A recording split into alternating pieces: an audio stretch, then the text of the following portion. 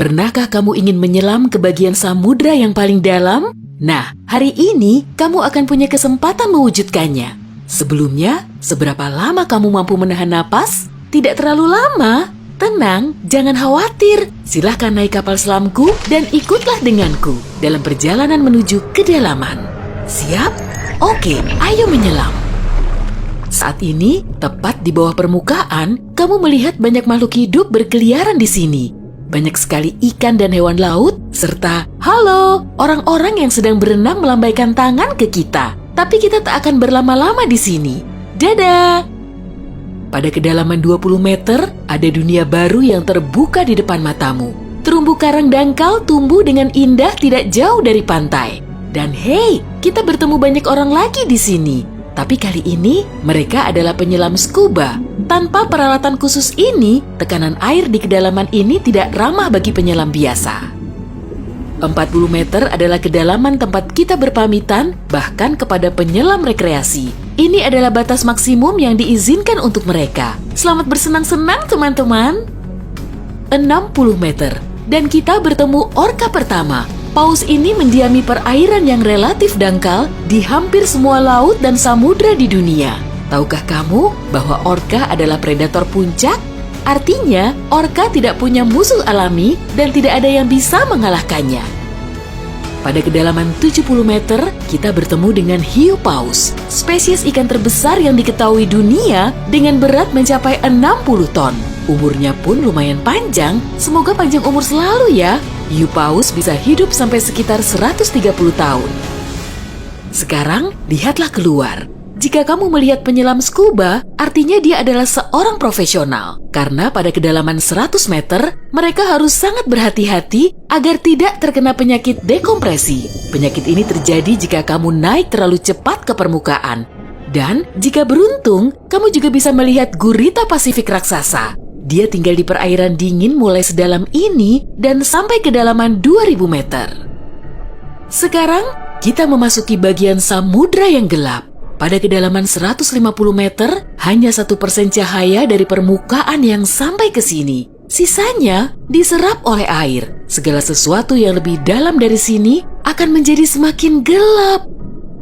Hei, lihat! Pada kedalaman 200 meter, ada oarfish raksasa yang mengitari kapal selam kita. Makhluk ini diyakini sebagai penyebab dari semua penampakan ular laut. Dan banyak yang salah kaprah. Terkadang, mereka berenang ke permukaan dan menakuti para pelaut dan perenang. Tidak heran, panjang ikan ini bisa sampai 11 meter. Pastinya cukup untuk membuat bulu kuduku berdiri. Oke, sekarang kita berada di kedalaman 300 meter. Dan sebentar, makhluk besar apa yang ada di luar sana itu? Oh, aku tahu. Itu kepiting laba-laba Jepang. Kamu bingung kenapa laba-laba? Tuh, lihat saja kaki mereka. Dan jawabannya akan datang kepadamu tanpa butuh petunjuk lain. Omong-omong, kaki-kaki ini juga yang mendominasi ukuran makhluk ini. Tubuh kepiting seperti ini biasanya hanya selebar setengah meter. Mari masuk lebih dalam.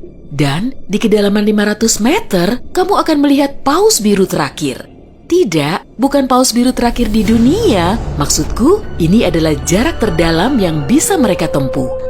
Paus biru tidak benar-benar perlu menyelam sampai sedalam ini untuk mencari makanan yang sudah berlimpah di perairan dangkal. Tapi mereka masih mampu. Sepertinya mereka hanya ingin memamerkan kehebatan. Mau bagaimanapun, mereka adalah makhluk terbesar dalam sejarah bumi, baik di samudra maupun di darat. Shh, kamu mendengar ini? Ini adalah suara yang dibuat paus sirip untuk berkomunikasi dengan teman-temannya dari jarak berkilo-kilometer. Mereka bisa melakukan ini berkat saluran SOFAR atau saluran laut dalam yang umumnya dimulai dari 600 meter, tapi kedalamannya dapat bervariasi.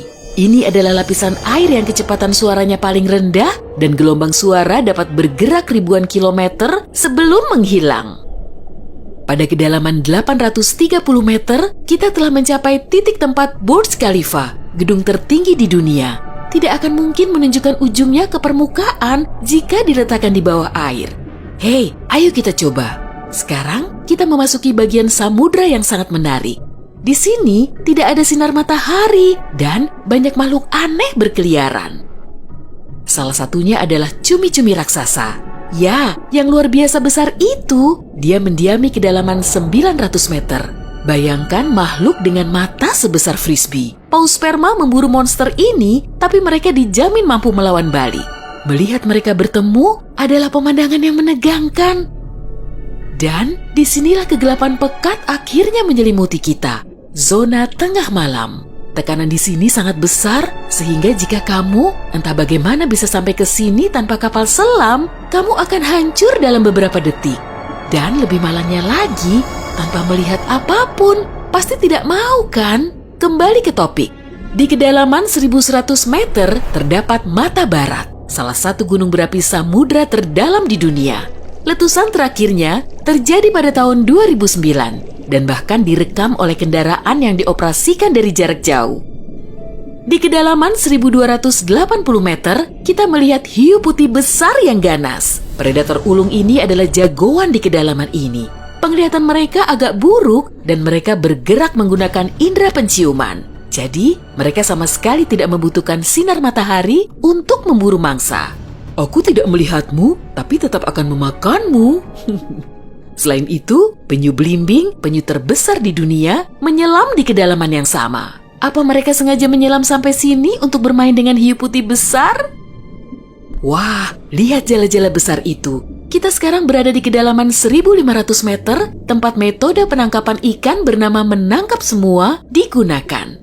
Jala di sini akan diseret di sepanjang dasar samudra, menangkap apa saja yang kurang beruntung di sana. Mengenai seberapa merugikannya metode ini bagi kehidupan samudra, biar kamu sendiri yang menilai. Pada kedalaman 1830 meter, jika berada di Grand Canyon, kita akan duduk di titik terendah dan terdalamnya. Bayangkan semua curug di sana terisi penuh oleh air, maka seperti itulah pemandangan di sini. Nah, jika kita benar-benar berhati-hati, pada kedalaman 2000 meter, kita akan melihat ikan naga hitam. Makhluk yang bagaikan muncul dari mimpi buruk ini tinggal di bagian samudra yang dalam dan gelap. Dan percayalah padaku, lebih baik dia tetap di sana. Bentuknya mirip makhluk dari film horor dan aku lebih suka jika kita tidak berpapasan dengannya di permukaan. Pada kedalaman 2250 meter, kita harus berpamitan dengan paus sperma. Ini adalah titik terdalam yang bisa mereka selami. Dan mereka memang tidak punya urusan untuk menyelam lebih dalam lagi. Mungkin kalau mereka berburu ikan naga hitam, atau justru mereka yang diburu. Mustahil, perbedaan ukuran mereka terlalu besar. Panjang paus sperma bisa mencapai 19 meter, yang menjadikannya paus bergigi terbesar di dunia. Tidak banyak makhluk laut bisa melawannya. Semoga kapal selam kita punya lampu sorot yang kuat ya, karena tanpanya kita tidak akan bisa melihat keindahan terumbu karang samudra dalam yang super indah di kedalaman 3000 meter. Terumbu karang ini dapat ditemukan di setiap samudra dan sayangnya tidak bisa dilihat tanpa peralatan khusus untuk menyelam di samudra dalam. Oke, mari terus melangkah lebih dalam. Dan di kedalaman 3.700 meter, kita mencapai kedalaman rata-rata samudra dunia. Mulai sekarang, perjalanan menuju kedalaman yang sebenarnya dimulai. Dasar samudra rata-rata telah kita lewati, jadi sekarang saatnya menyelami celah terdalam. Pada kedalaman 4.500 meter, monster dari mimpi buruk terburukmu muncul di sini. Anglerfish misalnya, akan membuat siapapun bergidik ngeri. Giginya yang panjang dan bengkok, serta antena di kepalanya untuk memikat mangsa, sudah cukup untuk menimbulkan rasa takut, bahkan di hati orang-orang yang paling berani. Tapi yang lebih mengerikan, mungkin adalah makhluk yang disebut swallower hitam. Itu adalah monster mirip belut yang memiliki perut super elastis dan mampu menelan mangsa yang ukurannya 2 kali lipat. Lihatlah ke bawah, dan kamu akan melihat bangkai kapal terdalam yang pernah ditemukan.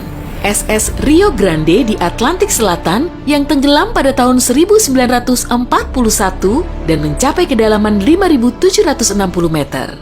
Tidak heran, kapal ini baru ditemukan 55 tahun kemudian. Sekarang, bagian samudra terdalam dan tergelap dimulai. Kita menyelam ke Palung Mariana. Menurut pengukuran resminya, Palung Mariana dimulai pada kedalaman sekitar 6.000 meter. Ini adalah area yang paling jarang dieksplorasi dan paling menarik bagi para ilmuwan dan petualang. Apa yang ada di dasarnya? Baiklah, kita akan melihatnya. Tapi selagi masih dalam perjalanan, aku akan menunjukkan hal-hal lain yang ada di sini. Misalnya, ini adalah ikan terdalam yang pernah ditemukan. Namanya ikan siput. Dan dia tinggal di kedalaman 7.900 meter. Tubuhnya tembus cahaya sehingga kamu bisa melihat menembus kulitnya. Ya, untungnya kita tidak mematikan lampu. Bentuk makhluk mungil ini ternyata sangat imut bagi makhluk yang mampu menahan tekanan sekuat ini. Makin rendah dan dalam, kamu tidak akan melihat jenis ikan atau hewan vertebrata apapun di sini. Tekanannya terlalu besar untuk makhluk-makhluk tadi. Tapi ada udang dan invertebrata lainnya. Belum lagi mikrob yang dapat hidup bahkan di bagian terdalam samudra. Dan bagian terdalam itu adalah kedalaman Challenger. Ini adalah bagian bawah Palu Mariana dan kedalamannya 10.927 meter. Ya, kita telah sampai di bagian paling bawah bumi. Tak banyak orang yang pernah ke sini dan tak banyak juga yang diketahui tentangnya. Tapi para ilmuwan tidak akan berhenti dan ada harapan kita akan segera menemukan rahasia apa yang berada di kedalaman samudra.